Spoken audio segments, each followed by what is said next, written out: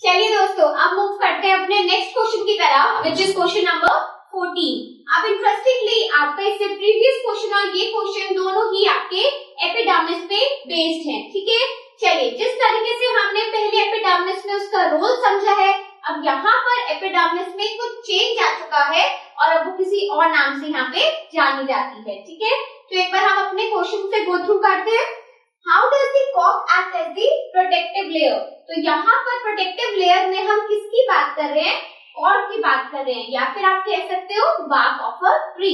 तो आपके जो ब्राउन वाला पार्ट होता है किसी भी प्लांट का, ट्री का जो सबसे बाहर का पार्ट होता है, अब वो पार्ट के बारे में हम बात कर रहे हैं कि किस तरीके से वो एक प्रोटेक्टिव लेयर की तरह काम करता है, ठीक है। तो इसमें हमें सबसे पहले ये जानना जरूरी है कि एपिडर्मिस में क्या चेंज आया है। तो क्योंकि हमारा प्लांट ग्रो कर चुका है, एज इट बिकम्स ओल्डर, उसकी जो एपिडर्मिस है वो कुछ सर्टेन चेंजेस को अंडरगो करती है, यानी कि कुछ सर्टेन चेंजेस उसके अंदर आ जाते हैं, जिसकी वजह से जो एपिडर्मिस है वो सेकेंडरी मेरिस्टेम टिश्यू में बदल जाती है। और क्योंकि मेरिस्टेम टिश्यू के सेल्स डेड होते हैं, इस वजह से आपके कॉक के सेल्स भी डेड होंगे, ठीक है। तो अब आगे देखते हैं हमारे आंसर में हमें क्या करना है।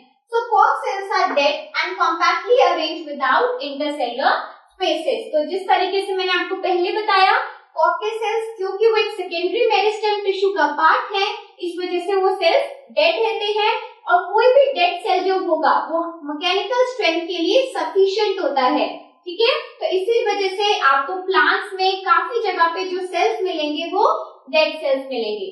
चलिए मूव करते हैं इसके बाद। They provide mechanical strength and prevent injury। यही मैंने अभी आपको बताया कि क्योंकि वो सेल्स डेड हैं और हमारे डेड सेल्स के अंदर इतनी ताकत होती है, बेसिकली प्लांट के डेड सेल्स के अंदर इतनी ताकत होती है कि वो प्लांट को मैकेनिकल स्ट्रेंथ प्रोवाइड कर सके। क्योंकि आप ये भी सोचो कि हमारे प्लांट को मूवमेंट तो करना नहीं है, आई मीन कि उसे ट्रांसलोकेट नहीं करना है एक जगह से अपनी लोकेशन दूसरी जगह पे फूड या किसी भी और चीज की रिक्वायरमेंट की वजह से चेंज करने की जरूरत नहीं है, लेकिन उसे अपनी जगह पे एक मजबूती की जरूरत बहुत ज्यादा है जिससे कि वो अच्छे से ग्रो कर सके, ठीक है। तो बेसिकली आपका जो डेड सेल्स हैं, कॉक के जो डेड सेल्स हैं, वो क्या देते हैं हमारे प्लांट को? मैकेनिकल स्ट्रेंथ देते हैं और किसी भी इंजरी से प्रिवेंट करते हैं, ठीक है।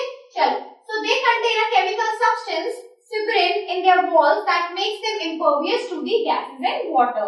Also उनका हमें एक और फीचर जानने को मिल गया है। क्या फीचर है? कि they contain a chemical substance। कौन सा केमिकल सब्सटेंस है? अब ये आपसे पूछा जा सकता है कि आपके ये आपसे नेम द फॉलोइंग में भी आ सकता है, वन वर्ड में भी पूछा जा सकता है और आंसर में तो आपको मेंशन करना ही है। तो कौन सा केमिकल सब्सटेंस है जो कॉक हमारे कंटेन करते हैं?